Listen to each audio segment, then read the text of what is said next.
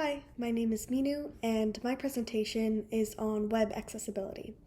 The disabled population makes up a significant part of the digital population, but are often at a disadvantage when using modern products. So today we will look at what accessibility is, why the current market disadvantages the disabled population, and how web accessibility can support this problem.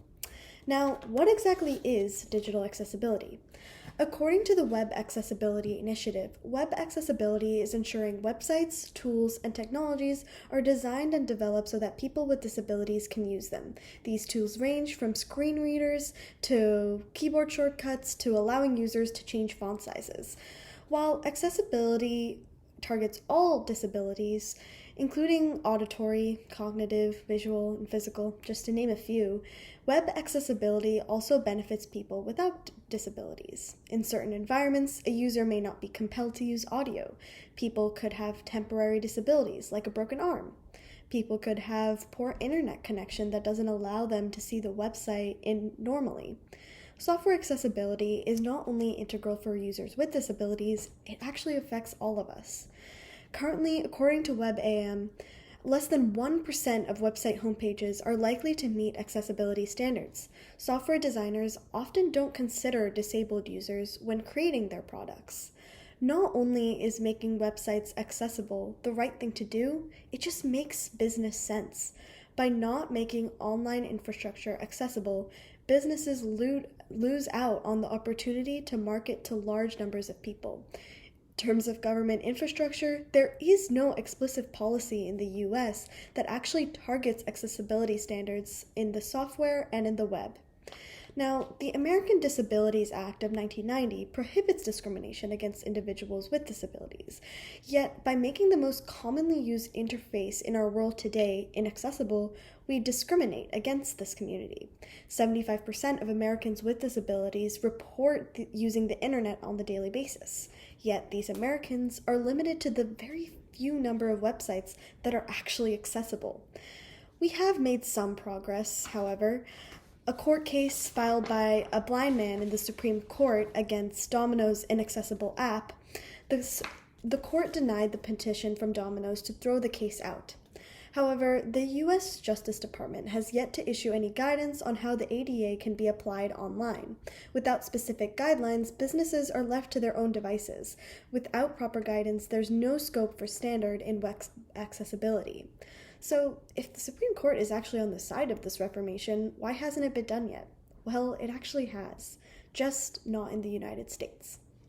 In the UK, all public sector bodies and UK website owners must make reasonable adjustments so their content proves accessible to disabled people under the Equality Act. While the EQA does not actually outline the specific standards it requires of websites, organizations generally adhere to the WCAG guidelines, or the Web Content Accessibility Guidelines. It is possible for government intervention, and the policy in the United States, the ADA, is already there. It just needs to be refined to keep up with modern tempo. So, how exactly can we follow web accessibility as a country? We need reform, clear guidelines, and sympathy. Most importantly, accessibility needs to be thought about in every step of the process of producing online content. Having disabled users test content, using accessibility software tools and guidelines, and keeping accessibility at the center of the product is already making huge strides in increasing helpful web content. In order to motivate businesses to actually follow these guidelines, as previously mentioned, it is essential that the government explicitly includes web accessibility as a part of the ADA guidelines. So, what exactly would these guidelines entail? We can look at the WCAG guidelines in this forum. Keeping different types of users in mind is really important. Whether it be a blind person, a person with low mobility, color blindness, it is important to consider all these variety of cases. Specifically, some measures like using accessible headings to help screen readers identify content would help blind users. A person with low mobility would benefit from useful keyboard shortcuts built into software and the web to perform a variety of functions. Users with color blindness could find it useful to have the ability to change colors of text. Having high contrast and descriptions of content could all help them when they're surfing the web. We already have seen the future of software helping disabled users. Smart devices like Alexa, Google Home, these all have great capabilities to make life a little easier for these user groups. They can switch off the lights just with the sound of their voice. However, we need to shift in thought when creating software. Instead of making disability an afterthought, it should be thought of as the center of creation.